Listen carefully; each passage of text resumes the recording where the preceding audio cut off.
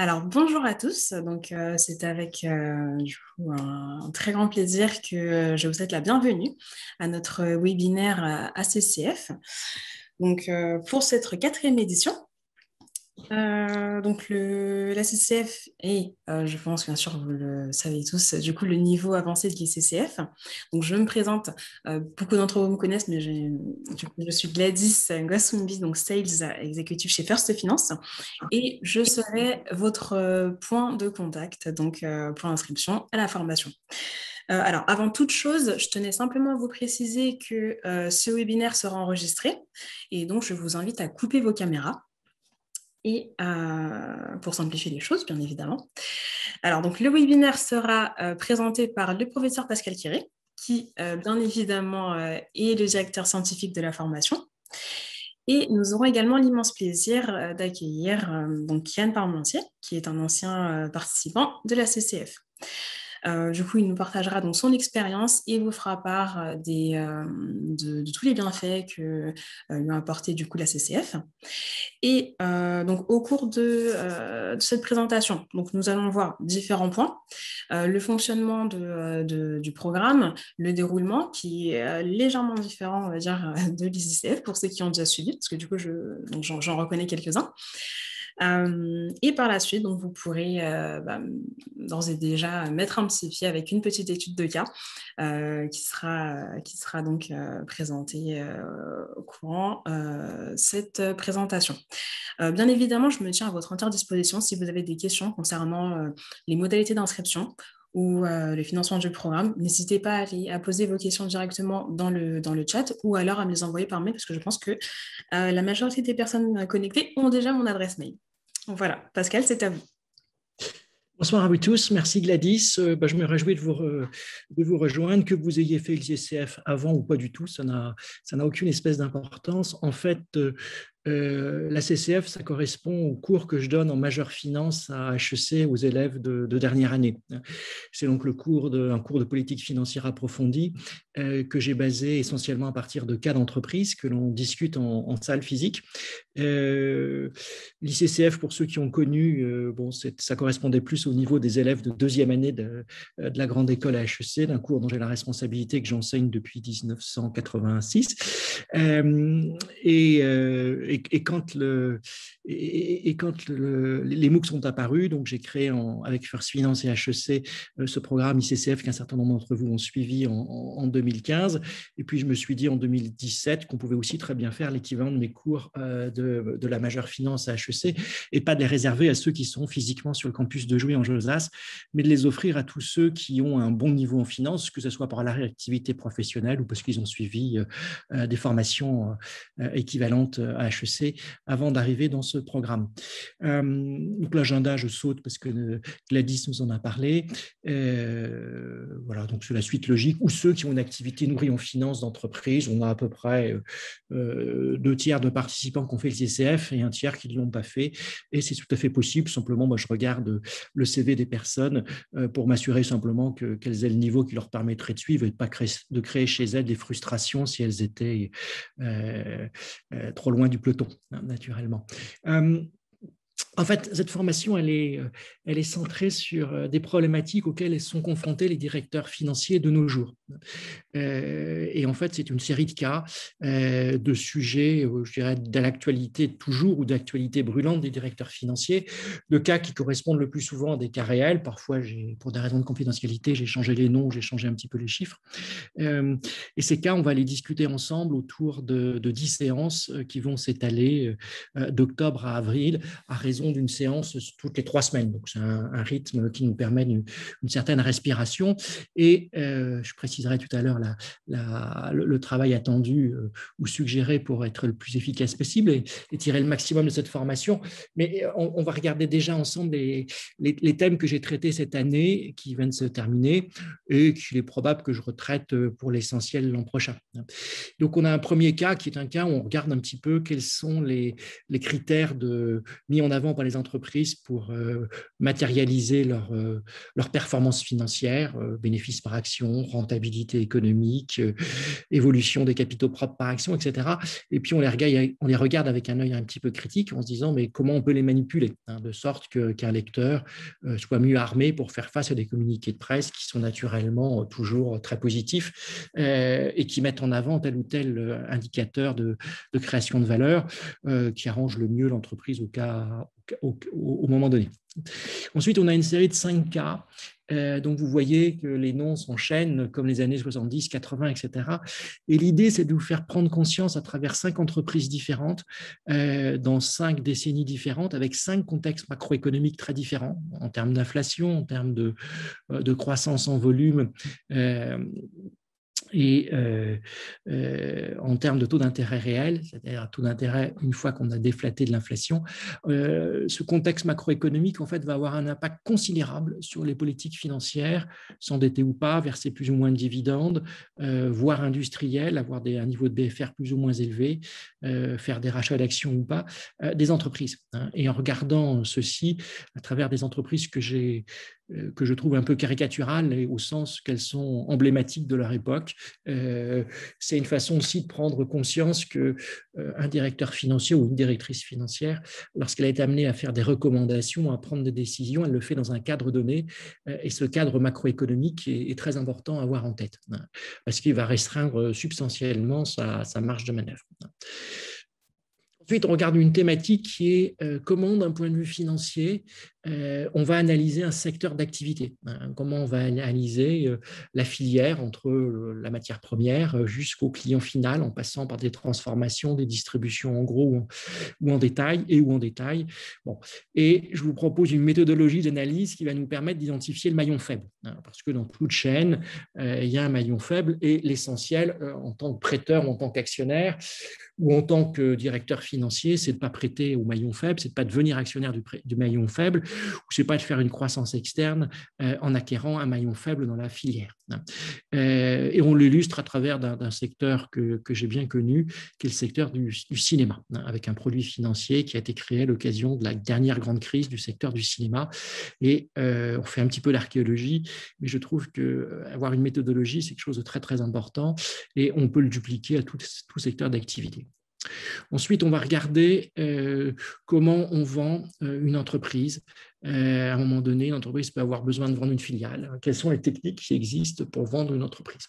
Et donc, les techniques de négociation, on verra qu'il y en a 2 principales, avec une qui se situe au milieu, qui est un peu un format bâtard, et on l'illustrera avec 2 cas d'entreprises que j'ai j'ai conseillé l'achat chez Roberto et j'ai conseillé la vente chez Mattei, qui me paraissent très emblématiques de ce type d'activité au sein d'une entreprise. Ensuite, on se posera la question de savoir s'il faut être coté ou pas. S'il faut être coté ou pas, et on aura 2 réponses différentes avec 2 cas différents.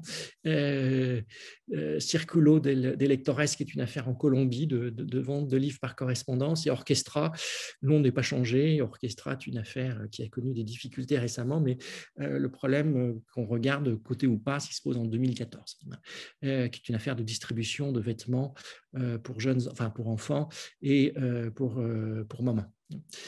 On se posera la question de savoir s'il faut posséder ou louer son immobilier d'exploitation, pourquoi, comment, quelles sont les questions qu'il faut se poser pour répondre à cette question. On regardera s'il faut s'endetter à taux fixe ou à taux variable, à chaque fois avec des cas ad hoc. Et on regardera aussi comment placer sa trésorerie aujourd'hui dans un environnement où les taux d'intérêt sont encore nuls ou négatifs. Pareil avec un cas ad hoc que j'ai créé pour cette occasion. Ensuite, on regardera comment la structure d'une entreprise, avoir des filiales avec des minoritaires, par exemple, avoir des filiales cotées, avoir des joint ventures, être coté en ayant des filiales cotées, comment l'organisation d'un groupe peut avoir à un moment donné un impact sur sa valeur. Et on regardera deux cas, un Ferrari, qui est le constructeur automobile italien bien connu, et Limagrain, qui est un groupe coopératif. Donc, on n'est pas dans le monde capitaliste pur et dur, mais comme ses concurrents sont dans le monde capitaliste pur et dur, bien qu'étant un système coopératif avec une gouvernance particulière à la coopérative, Limagrain est un groupe qui lutte avec les autres, qui est en concurrence avec les autres. Ensuite, on regardera Plot, qui est un cas de la start-up. Quelles sont les erreurs financières à ne pas commettre lorsqu'on finance une start-up? Et on le regardera avec le cas de cette société dans le contrôle de la mesure industrielle. On regardera aussi la problématique de l'entreprise en difficulté, même en très grande difficulté. Comment on restructure financièrement une société qui est au bord du dépôt de bilan ou qui est en situation de dépôt de bilan pour lui faire échapper au dépôt de bilan. Alors, CGG, ils ont fait la restructuration juste avant, mais s'ils n'avaient pas fait la restructuration, ils avaient droit au dépôt de bilan. On s'interrogera sur qu'est-ce qu'on verse comme dividende quand on est dans un secteur cyclique. Alors, quand on est comme SEB ou L'Oréal dans un secteur en croissance régulière, il n'y a pas de grosse interrogation. Quand on est dans un secteur cyclique comme le pétrole, par exemple, avec Total, ce qui sera l'exemple qu'on regarde, comment fait-on? Comment fait-on quand on alterne des dividendes, des résultats très importants et puis des résultats très faibles? Et on aura deux derniers cas pour terminer, enfin deux dernières thématiques pour terminer. L'une qui est particulièrement d'actualité, qui d'ailleurs que j'ai rajouté cette année, qui est de regarder les dimensions financières des problématiques d'environnement social et de gouvernance, qui nous donnera l'occasion de regarder à la fois les instruments de financement, les obligations durables, Sustainability Linked Bond en franglais, les obligations vertes, et des outils dont je parie qui sont appelés à se développer assez rapidement, que ce soit le bénéfice par action décarbonée de Danone, qui est une innovation de Danone qui date d'il y a 16 mois à peu près maintenant, ou l'environmental compte de résultats PNL de Kering, qui est une façon de chiffrer, de mesurer les externalités négatives que Kering impose à la planète du fait de son activité. Et je suis convaincu que ces éléments-là seront des éléments qui seront imposés d'une façon ou d'une autre, au moins dans les grands groupes, au plus tard en 2025. Est-ce que ça sera ces outils-là exactement ou d'autres les approchant? Je ne saurais vous dire, mais je pense que ces deux outils sont une façon de réconcilier l'extra-financier dans du financier, et donc de faire en sorte que financier et financier ne se regardent plus en chien de faïence. Et puis on terminera avec la lecture d'un rapport annuel d'il y a 20 ans, celui d'Enron, qui a été publié 6 mois avant sa faillite, spectaculaire. C'était la 7e plus grosse compagnie américaine de l'époque. Et n'importe qui lit le rapport annuel d'Enron se rend compte que la boîte va droit dans le mur. Et donc là, c'est un de mes dadas, c'est de vous expliquer que de nos jours, très peu de gens lisent les rapports annuels, parce que parfois ils sont très épais, parce que les gens aiment moins lire, parce que les gens ont moins de temps, parce que bon, je ne sais pas, mais et que par contre ceux qui les lisent ont un avantage compétitif absolument très, très, très, très fort. Et vous serez surpris de tout ce qu'on peut trouver dans le rapport annuel d'Enron, qui, s'il avait été lu par les gens qui ont prêté Enron, ou si les gens qui étaient devenus actionnaires d'Enron avaient lu ce rapport annuel, il n'était pas très long, il faisait 92 pages. De nos jours, un rapport annuel d'un groupe de cette taille-là, il fait plutôt 400 à 100 pages. Donc on peut comprendre qu'à 500 pages, waouh, on n'a pas envie de passer la journée ou les 2 jours nécessaires à le lire in extenso, mais quand on est là pour accorder un crédit, quand on est là pour investir de l'argent, que ce soit le sien ou celui des tiers, quand on est là pour accorder une notation, un rating, ça me paraît la moindre des choses. Donc voilà les thèmes qu'on va traiter. Alors je ne m'interdis pas, d'ailleurs je l'avais fait cette année, le thème 13, je l'ai introduit cette année, et j'ai fait sauter un autre thème, parce que bon, on ne peut pas étendre indéfiniment les volumes horaires naturellement, donc je ne m'interdis pas en fonction de ce que je sentirais de la conjoncture ou des évolutions, de traiter un autre thème. Je n'ai pas d'idée au jour d'aujourd'hui, mais comme je viens de terminer une promotion, je n'ai pas encore commencé à réfléchir, c'est quelque chose que je ferai pendant les vacances.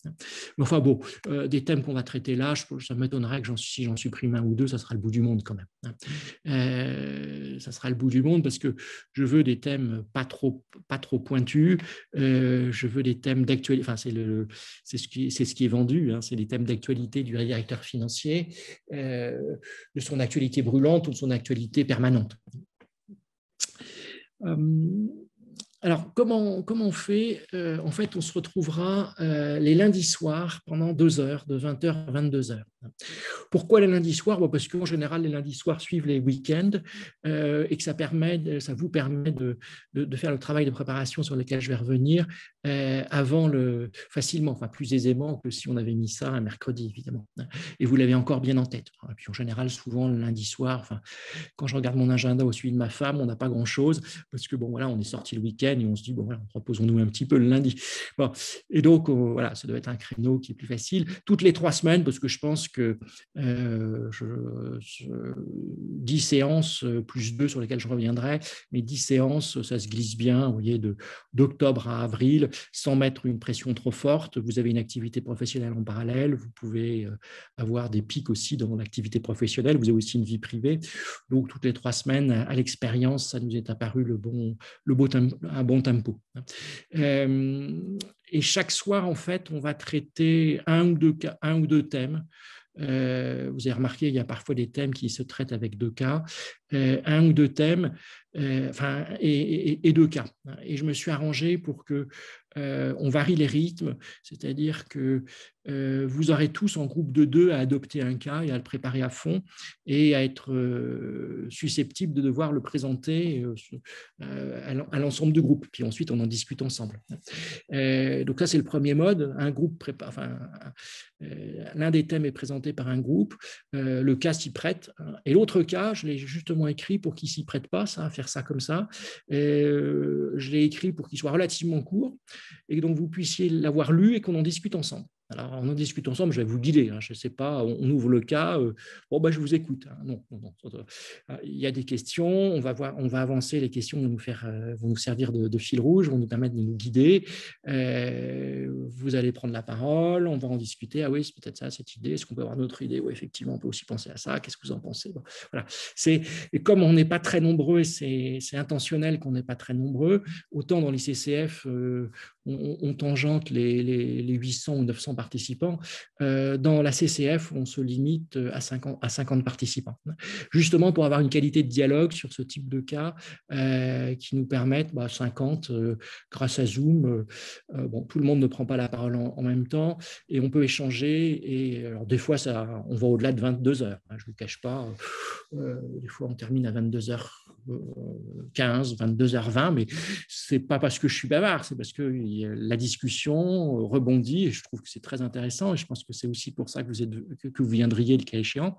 Voilà, on ne ferme pas comme s'il y avait un couvre-feu brutal à 22h. Bon, alors jusqu'à présent, on n'a pas dû dépasser 22h35, je crois que c'était notre cas. Voilà. Donc voilà, 2 modalités différentes, une présentation par une équipe, puis ensuite on discute ensemble, et puis un autre cas qu'on traite ensemble, vraiment où tout le monde est impliqué, même si un groupe l'a préparé. Ce groupe, il n'a pas à présenter, c'est pas grave. Dans les 2 cas, de toute façon, vous verrez, ça fait partie de l'évaluation finale de ce module. J'y reviendrai dans un instant. Voilà, je vais probablement arriver à la charge de travail. La charge de travail, c'est d'avoir lu les 2 cas qui sont traités le lundi soir. Alors, certains cas sont assez longs. Certains cas sont beaucoup plus courts. Le record, c'est 1/3 de page. J'ai un cas qui ne fait qu'1 tiers de page, donc celui-là, il est assez vite lu.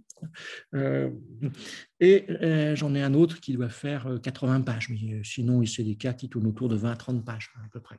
Donc, je pense que même si vous n'avez pas à préparer le cas, il est bon que vous les ayez lus, parce que c'est sûr que l'ayant pas préparé, l'ayant pas lu, la discussion, elle risque de vous passer un petit peu au-dessus de la tête, parce que quand on va commencer la discussion d'un cas, on suppose que les gens ont lu le cas naturellement, ils savent de quoi on parle, ils ont regardé les chiffres, ils ont éventuellement commencé à réfléchir.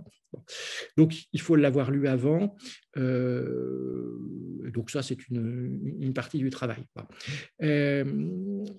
Pour ceux dont... oui, je suis d'accord. Je reviendrai sur ça après. Je vais terminer le travail. Moi, je ne sais pas pourquoi j'ai mis cette slide si tôt, en fait. Vous avez donc à lire attentivement les 2 cas à chaque live. Ça peut vous prendre 1 à 2 heures, si vous voulez. 1 à 2 heures. Sur chacun des thèmes, La règle, c'est qu'on vous donne 1 ou 2 chapitres du Vernimen, qui est un ouvrage de finance d'entreprise dont je suis le co-auteur, qu'on vous met à disposition en version électronique, inclus dans la formation, dans la nouvelle édition, donc celle qui sortira fin août, la 2022. Et donc, on vous conseille, sur chacun des thèmes qu'on va traiter, d'aller lire le chapitre ou les 2 chapitres consacrés à la thématique en question, parce que c'est une façon aussi de préparer la discussion. Et donc ça peut prendre 1 heure à peu près. Ensuite, il y a le travail lui-même d'assister le lundi soir aux 2 discussions de cas. Et ensuite, je vous mets systématiquement à disposition le lendemain, donc outre l'enregistrement de nos 2 heures ou 2 heures et quart du lundi soir, comme ça, si vous voulez les revoir la discussion, si y a un point que vous avez échappé ou vous voulez remémoriser, c'est enregistré, vous le téléchargez, vous le récupérez. On vous met à chaque fois le corrigé des cas, et puis ce que j'appelle les points clés à retenir, qui ne sont pas vraiment un corrigé du cas, parce qu'il y a déjà un corrigé du cas, le corrigé il est un peu scolaire, si je puis dire, mais les points à retenir, c'est plutôt quelles sont les idées clés qu'on pourrait réutiliser dans un autre contexte qu'il ne faut pas oublier. Donc ça, on vous met ça à disposition, ça fait, le corrigé fait 4, 5, 6 pages, et les idées clés, ça fait 1 page, grosso modo. Donc ça, on vous met à disposition dès le mardi. Alors pour ceux qui ont fait l'ICCF, c'est toutes les semaines, on a 1 heure de vidéo, ou 1h30 ou 1h15 de vidéo. Là, il va falloir vous déshabituer à ça, parce que dans la CCF, j'ai estimé que les vidéos étaient très peu utiles, sauf 3 thèmes, je crois, où j'ai mis des vidéos. Et donc, à 3 reprises, vous aurez à peu près 1 heure de vidéos qui sont téléchargeables, découpées en petits modules d'une dizaine de minutes, qui vous permettent d'être à niveau sur le sujet, indépendamment de la lecture d'un chapitre du Vernimen consacré à cette même thématique.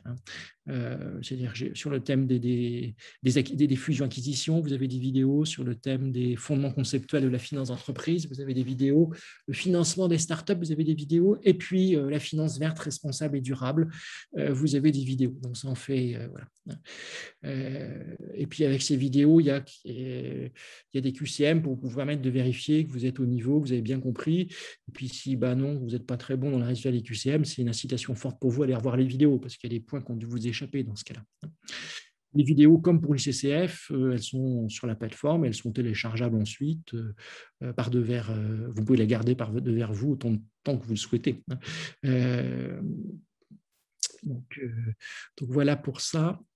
Donc voilà. Alors, en plus, je fais 2 masterclass, c'est-à-dire que j'invite 2 invités à venir nous parler. Alors cette année, j'ai invité la directrice financière d'Heineken, le grand groupe de bière mondial, basé aux Pays-Bas, mais d'envergure mondiale, qui a partagé avec nous son expérience de directrice financière. Et puis, je vais inviter un gars, qui est d'ailleurs un ancien participant de la CCF, qui est un spécialiste, un manager de transition spécialisé dans le retournement des affaires en difficulté. Et donc, il nous a expliqué un petit peu les tenants et les aboutissants de son métier, qu'est-ce que ça veut dire, qu'est-ce que ça implique, qu'est-ce qu'il fait, quelles sont les erreurs à éviter dans son activité. L'année d'avant, j'avais invité le patron de Wendel, qui est l'un des grands fonds d'investissement de la place de Paris, André-François Poncet, et le directeur... Non, et l'une des l'administratrice judiciaire la plus connue de France, Hélène Bourboulou, donc une spécialiste, elle, du redressement des affaires, mais pas du côté du management, du côté des procédures judiciaires. Et puis l'année d'avant, j'avais invité le directeur financier de Valeo et celui de L'Oréal. Voilà.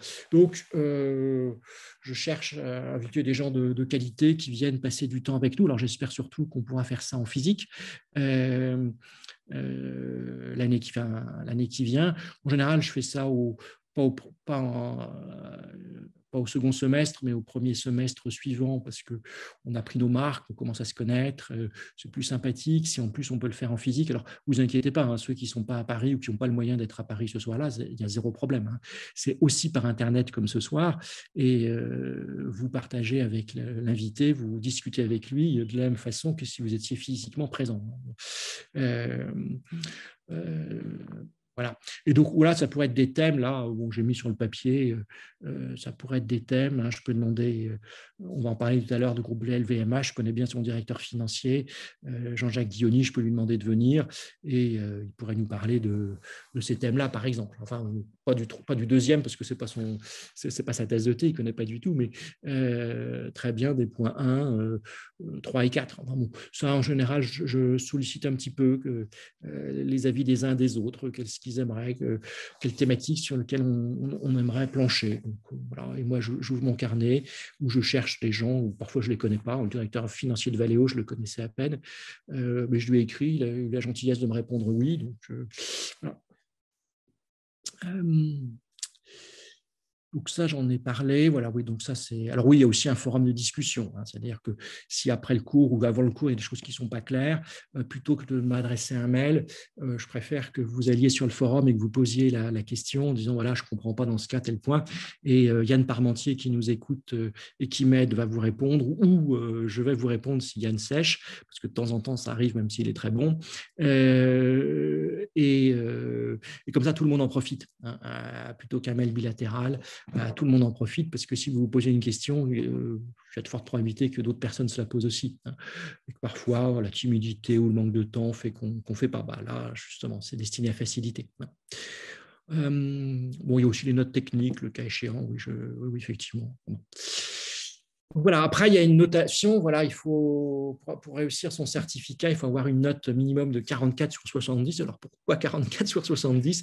Parce qu'à la fin, on va avoir 70 questions qui vont vous être posées et vous aurez 20 et vous aurez 70 minutes pour y répondre.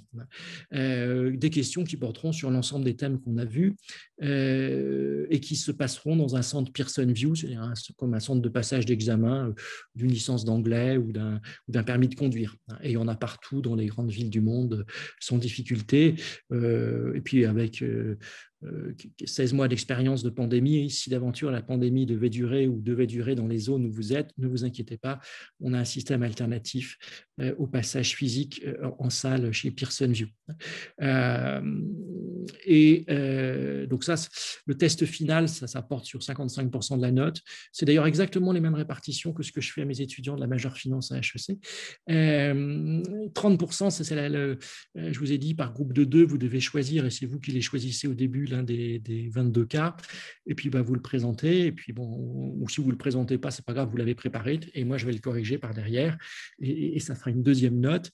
Et puis la première, c'est, je vous ai mentionné des QCM avec les vidéos sur ces 4 thèmes-là, les fusions-acquisitions, le financement des startups, les fondements conceptuels et la finance d'entreprise, et puis la finance verte, responsable et durable.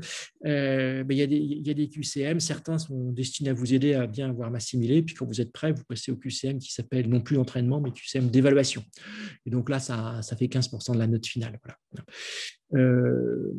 L'expérience qu'on a jusqu'à présent, c'est que 90% des participants réussissent du premier coup, du deuxième coup, mais pour une très très grande majorité du premier coup, à avoir le 44 sur 70 sans trop de difficultés. Pour ceux qui ont fait l'ICCF, moi je considère que cette formation elle est même plus facile. D'ailleurs, le taux de succès le montre statistiquement, puisque l'ICCF, on est autour de 70 à 80. Et là, sur les 3 dernières promotions, on est à 90%. Mais ce qui n'est pas illogique. Hein. Dans l'ICCF, il y a beaucoup de gens qui viennent sans nécessairement maîtriser beaucoup de la finance, alors que là, moi, je m'assure que vous ayez tous un niveau minimum en finance qui vous permettra de suivre, de participer positivement à la dynamique de groupe et pas de vous sentir exclu parce que pas au niveau. Quoi. Non, voilà. Donc voilà, la slide sur le travail chiffré, voilà. Bon, j'y reviens pas, je l'ai mentionné. Bon, l'examen final, ouais, après ça dépend beaucoup des personnes, hein, donc entre une vingtaine et une quarantaine d'heures. Vous voyez, là, on a terminé, je crois que j'ai dû faire le dernier cours, j'ai dû faire ça le 19 avril. Le 19 mai, j'ai fait la dernière masterclass avec les directrices financières d'Heineken et les participants de la promotion actuelle ont jusqu'au 30 juin pour le faire. Bon, cela dit, s'ils ont un accident professionnel, une grosse charge de travail, ou s'ils sont licenciés, ou s'ils doivent changer de poste, ou s'ils ont un problème de santé, évidemment, ils nous enverront un mail et on décalera la date du 30 juin pour eux. Quoi. Elle est elle est fortement incitative pour faire, voilà, que je crois que c'est bien que dans la foulée de la formation, on passe l'examen qui permet d'avoir le certificat plutôt que d'attendre. Cela dit, on sait que parfois il y a des impondérables et on sait y faire face et vous aider à y faire face de votre côté. Voilà, les prérequis sont, voilà, donc ceux qui ont l'ICCF, il n'y a pas de problème, ils l'ont automatiquement. Les titulaires du CESA Finance, qui est un programme que je donnais à HEC en physique, ils disent toujours d'ailleurs, mais que j'ai cessé de diriger en 2014, pareil, il n'y a pas de problème, je sais qu'ils ont le niveau, donc ils sont automatiquement admis. Pareil pour ceux qui ont fait un autre programme à HEC qui s'appelle GEFI, et les autres, je regarde l'expérience professionnelle et à partir du CV ou du profil LinkedIn s'il est un petit peu détaillé et je dis OK ou je dis je pense que vous ne serez pas au niveau, peut-être faites donc l'ICCF avant et revenez dans un an. Voilà. Et alors parfois on a des étudiants, alors c'est un peu atypique, mais je ne suis pas contre avoir des étudiants pour autant que ce soit des étudiants qui sont en dernière année de leur cursus. Donc là pareil, je regarde un petit peu leur CV et qui suivent l'équivalent d'une majeure finance, d'une spécialisation finance, parce que sinon, ils vont être largués, c'est ni bien pour eux, ni pour le reste du groupe. Voilà, donc ensuite, vous avez les inscriptions et surtout, vous connaissez la personne la plus importante qui est Gladys, qui a fait l'introduction et qui est tout à fait disponible pour répondre à toutes les questions liées à l'organisation de la CCF, moi-même ne m'occupant que de la partie, je dirais, académique ou pédagogique.